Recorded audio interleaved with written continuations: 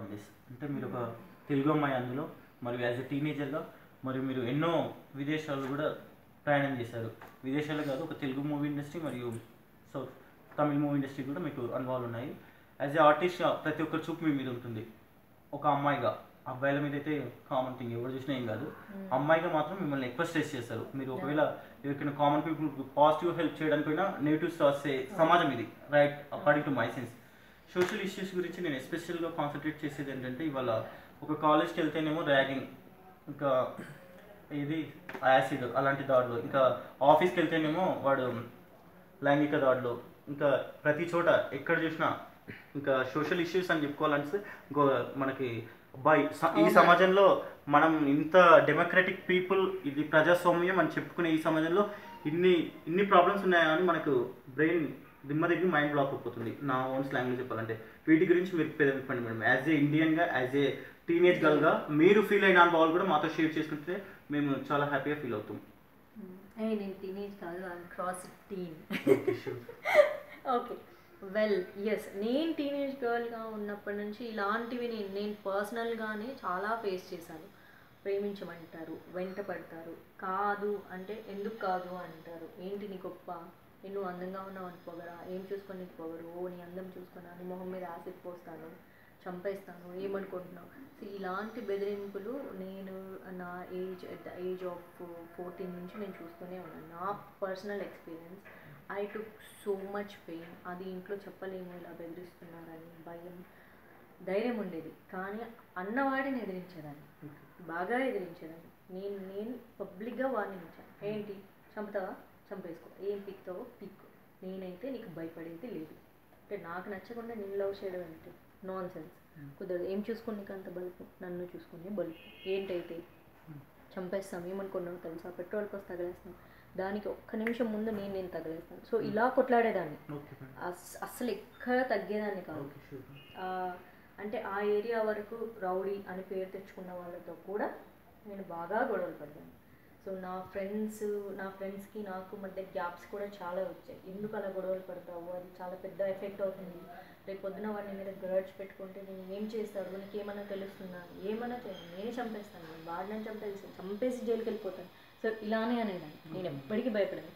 ఎవరైనా కామెంట్ చేస్తే అసలు ఊరుకునే సమస్య లేదు. నేను మేబీ లక్కీలీ నాకేమీ అవ్వలేదు, కాదు ఇంకా కావాలంటే వాడిలో ఇంకా ఏదో హ్యుమానిటీ మిగిలింది కాబట్టి ఆడు ఊరికే అంటే లైక్ ఏమంటారు మేకపోతే గాంభీర్యం అని ఏదో అలా బెదిరించడానికి తప్ప రియల్గా ఇలా చేయాలన్న ఇంటెన్షన్స్ కూడా వాడికి ఉండకపోవచ్చు. అండ్ ఎంతైనా సో ఒక అప్పటికి ఇప్పటికీ చేంజ్, ఒక 10 years బ్యాక్కి ఇప్పటికీ చాలా చేంజ్ ఉంది. నేను చదువుకునేటప్పటికి ఇప్పటికి ఇప్పుడు మనిషికి ఆవేశం ఎక్కువ అయిపోయింది. స్పాట్లోనే ఏదైనా జరగాలి, ప్రేమించాలంటే ప్రేమించాలి, లేకపోతే యాసిడ్ పోసేస్తాం వెంటనే తీసుకొచ్చి. అండ్ మనకు మార్కెట్లో కూడా బ్లాక్ మార్కెట్లో యాసిడ్ అనేది చాలా అవైలబుల్ ఉంది. ఎందుకు వేరే కంట్రీస్లో యాసిడ్స్ పోయట్లేదు, మన కంట్రీస్లోనే ఎందుకు ఎక్కువ పోతుంది అంటే అన్ని కంట్రీస్లో జరుగుతున్నాయి, కానీ మనకున్నంత బ్లాక్ ఇంకెక్కడ ఉండదు. ప్రతిదీ బ్లాక్లో దొరుకుతాయి, ఏమైనా దొరికేస్తాయి. ఏంటంటే డబ్బులు ఇస్తే సవాల్ కూడా దొరికేస్తాయి ఫ్రీగా. సో అంత దరిద్రమైన, చాలా గొప్ప దేశంలో దరిద్రమైన పనులు చేసే మనుషులు ఉంటారు మనకు. ఇంకా అమ్మాయిల మీద అత్యాచారాలు అంటే మనకు తెలిసిన కొన్ని పేర్లే. అప్పట్లో మా సినిమా ఇండస్ట్రీ ప్రత్యూష, ఆయేషా, శ్రీలక్ష్మి, ఇలా సో కొన్ని పేర్లే మనకు తెలిసినాయి. మొన్న ఢిల్లీలో జరిగిన నిర్భయ, మరి ఇంతమంది మీద జరిగినప్పుడు ఎవడూ రియాక్ట్ అవ్వలేదు. నిర్భయ దాని మీద ఎందుకు రియాక్ట్ అయ్యారు? స్వప్నిక మీద యాసిడ్ దాడి, ఎందుకు స్వప్నిక మీద యాసిడ్ దాడి జరిగినప్పుడు వాళ్ళని ఎన్కౌంటర్ చేశారు? Why not this thing happened about Pratyusha, Ayesha మ్యాటర్లు ఎందుకు జరగలేదు అంటే వీళ్ళ వెనక పొలిటికల్ బలం ఉంది. Right thing madam. రాజకీయ నాయకుల పిల్లలు చేసినప్పుడు మన రాజకీయ నాయకుల పిల్లల్ని వెనకేసుకురావడానికి మన సీఎంలు పిఎంలు బోల్డ్ అన్న మన సహాయాలు చేస్తారు. వాళ్ళని ఎదిరించే ధైర్య సాహసాలు ప్రజలకు ఇంత కూడా లేవు. ఒకవేళ చెప్పాలనుకున్న వాడికి డబ్బిచ్చి నోరు మోయించేస్తారు, లేదా ప్రాణాలు తీస్తామని చెప్పేసి నోరు మోయించేస్తారు. సో మనిషికి రెండింటికే భయపడు, ఒకదానికి ఆశపడతాడు, ఒకదానికి భయపడతాడు, డబ్బుకి ఆశపడతాడు, చావుకు భయపడతాడు. సో ఇంకెలా న్యాయం జరుగుతుంది? ఫస్ట్ మన న్యాయస్థానాలు కాదు, మన సిస్టమే కరెక్ట్గా లేదు. సో ప్రతి ఒక్కరు ఇంట్లో కూర్చొని సిస్టమ్ సరిగ్గా లేదు మార్చాలి, సిస్టమ్ని మార్చాలి అనుకుంటారు. ఇప్పుడు మోడీ వచ్చారు, 500,000 నోట్లు చెల్లవు అంటున్నారు. ఈ న్యూస్ ఆయన మంచి ఉద్దేశంతోనే చేయాలనుకున్నాడేమో, కానీ ఆ ఉద్దేశం ఆయన ఒక్కడు తీసుకోలేడు కదా నిర్ణయం. ఓ 10 మందితోనో 20 మందితోనో డెసిషన్ తీసుకోవాలి. ఆ డెసిషన్ ఇంటర్నల్గా మొత్తం పాగిపోయి ఎవడి బ్లాక్ మనీని వాడు సర్దేసుకున్నాడు. ఎక్కడ పంపించాలో అక్కడ పంపించేసుకున్నారు. ఎందుకు భారతదేశం డెవలప్ అవ్వదు, ఎందుకు ఆడపిల్లలకి ఇక్కడ అన్యాయాలు జరుగుతున్నాయంటే మన దరిద్రం, మన కర్మ. మళ్ళీ ఎవరికి భయపడుతున్నారు? ఒక చెల్లిని పంపించడానికి ఒక అన్న భయపడతాడు, ఎందుకు? అదే మగజాతిని చూసి. ఒక కూతురిని పంపించడానికి తండ్రి భయపడతాడు, అదే ఒక మగజాతిని చూసి.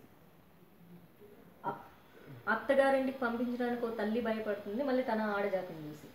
ఎక్కడ తన కూతుర్ని హింసలు పెట్టి చంపేస్తారో అని చెప్పేసి. అంటే ఇది మారాలంటే ఫస్ట్ అమ్మాయిలే మారాలి. గవర్నమెంట్ నిజంగానే మన దేశంలో ఎస్పెషల్లీ ఎలా అంటే నీతులు చెప్పుకుంటూ అవినీతి పనులు చేసే దేశం, మంచితనం పేరు చెప్పుకుంటూ రాక్షసంగా ప్రవర్తించే దేశం. మనుషులు అలాంటి వాళ్ళు. అంటే ఈ అందరు గుడి వెనక ఆసాములే, అందరూ నేను సీతనని చెప్పుకుంటారు, అందరూ సీతలేం కాదు, అందరు నేను రాముడిని అని చెప్పుకుంటాడు, ఎవడు రాముడు కాదు. ఎదుటోడు చేస్తే ఆ నోట్ మీద చెయ్యేసుకుంటాడు తప్ప ఆడు చేసేది అదే పని. సో అంటే గురువింద సామెతలాగా అనమాట. ఇది మారాలంటే ఫస్ట్ గవర్నమెంట్ భయపెట్టాలి. ఒక అరబ్ కంట్రీస్లో లాగా దొరికినోని దొరికినట్లు చంపేయాలి. ఆడు ఎవడి కొడుకైనా కావచ్చు, ఏ మినిస్టర్ అన్నైనా కావచ్చు. ఒక్కసారి అంటే 5 సంవత్సరాలు పవర్లో ఉన్న పొలిటీషియన్కి 25-30 సంవత్సరాలుగా పనిచేసే పోలీస్ వ్యవస్థ భయపడుతుంది చూడు, ఇది నీచం. సో ఫస్ట్ సిస్టమ్ మారాలి. దానికంటే ముందు అమ్మాయిలు మారాలంటే ఇంకెలా మారుతారు? ఫస్ట్ భయపడతారు. అసలు అమ్మాయిలే చంపేయాలి. ఇప్పుడు మన రూల్ పెట్టారు కదా, చంపేసినా సరే అది నేరం కాదు అని. ఆల్రెడీ పవన్ కళ్యాణ్ గారు కూడా అన్నారు, మిమ్మల్ని ఎవరైనా విసిగిస్తే చెప్పు తీసుకుని కొట్టండి అన్నట్టు. కానీ అలా కొడితే కూడా మళ్ళీ ఆడేం చేస్తాడో అని భయం. రేప్ చేసిన వాడికి ఏ దాంతో అయితే రేప్ చేస్తాడో దాన్ని కోసేయాలి అంతే. ఆడి జీవితంలో ఆడు చావడు, బతకడు. మరిన్ని అప్డేట్స్ తెలుసుకునే ముందు please subscribe our channel shine like a star అండి. నేను ఒక ఆడపిల్ల ముందు ఉన్నానని నాకు తెలుసు, బట్ ఐఎమ్ ఫీలింగ్ అషేమ్ అండి. నేను ఒక మొగాడిని అని చెప్పుకోవడానికి నాకు దరిద్రంగా ఉంది. ఎందుకంటే ప్రతి అమ్మాయిని వేధించేటోడు ఒక మొగాడే. నిజం చెప్తున్నాను, ఇది వాస్తవం. మీరు ఒకసారి డేటా మొత్తం కలెక్ట్ చేయండి. ప్రతి అమ్మాయిని వేధించేవాడు ఒక మొగాడే. వీడేంటి ఇంత సిగ్గు లేకుండా ఒక అమ్మాయి ముందు, అందులో హీరోయిన్ ముందు నేను మొగాని కాదు అని చెప్తున్నారు అనుకుంటున్నారా? But I'm ashamed on that. But I don't feel any comfortable for the social issues. That is the major reason. Thanks a lot అండి మాధవీలత గారు. మీరు నక్షత్ర ఫౌండేషన్ అంటే జస్ట్ నేమ్కి మాత్రమే అనుకున్నాము, బట్ మీ ఎయిమ్స్ కూడా అలాగే ఉన్నాయి. ఒక ఫౌండేషన్కి కావాల్సిన లీడర్షిప్ క్వాలిటీస్, మరియు నిజం చెప్తున్నానండి, నేను ఒక పల్లెటూరి నుంచి వచ్చాను. పల్లెటూరి బయటనే అనుకోండి, పర్లేదు. బట్ మేము చాలా ఇబ్బంది పడ్డాం ఫస్ట్ ఎలా రిసీవ్ చేసుకోవాలని తెలియక. కానీ మేడం గారు ప్రతి ఒక్కటి ఇన్స్ట్రక్ట్ చేశారు. అర్థమైపోయింది నా సినిమా ఏంటో. వీడియో కూడా పల్లెటూరు లాగా ఉన్నాడు, వీనికి ఏం తెలియనట్టుంది, పాపం వీనికి హెల్ప్ చేద్దాం అన్నట్టుగా వెంటనే అడిగిన వెంటనే ఫస్ట్ కాల్ చేసినప్పుడు వాళ్ళ ఫాదర్కి హెల్త్ బాగాలేదు. నెక్స్ట్ కాల్ చేసినప్పుడు నా దురదృష్టం ఏంటంటే మాధవీలత గారికి ఫీవర్ వచ్చింది. థర్డ్ ఏంటంటే నాకు అసలు హైదరాబాద్లో ఎవరేంటో కూడా తెలియదు. నిజం చెప్తున్నాను, ఏదో నా ఎఫర్ట్తో నేను వస్తున్నాను. ఇంకో నిజం చెప్పాలంటే ప్రతి 1 రూపీ నా అకౌంట్లో తీసుకుని నేను వస్తున్నాను. ఎవరు స్పాన్సర్స్ లేరు, ఎవరు కంట్రిబ్యూటర్స్ లేరు. Whatever it maybe I would like to face that. It doesn't matter for me. ఏదో స్పాన్సర్స్ వస్తే దానికి వెల్కమ్ చెప్పడంలో పెద్ద ప్రాబ్లం ఏం లేదు.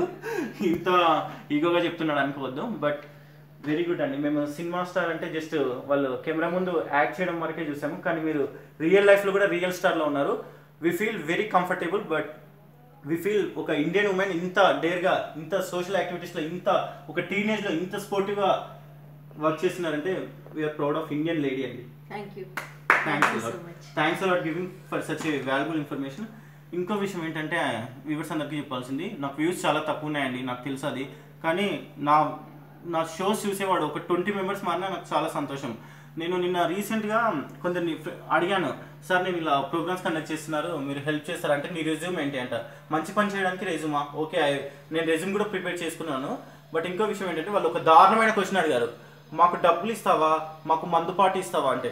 దేవుడి మీద ఒట్టే చెప్తున్నాను, చదువు మీద ఒట్టు, నాకు ఇప్పటికీ ఆ మందు అలాంటివి అలవాటు లేవు. నిజం చెప్తున్నాను, it's God promise, not for the sake of show.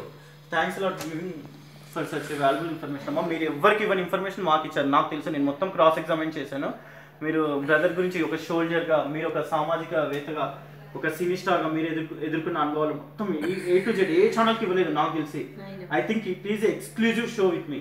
Thanks a lot for giving such opportunity. నేను ఒక కామన్ మ్యాన్ని, నాకు తెలుసు నేనేంటో, కానీ నన్ను ఒక కామన్ మ్యాన్గా ట్రీట్ చేసి నాకు ఇచ్చిన వాల్యుబుల్ ఇన్ఫర్మేషన్కి I feel very honest on this occasion. Thank you. Thanks.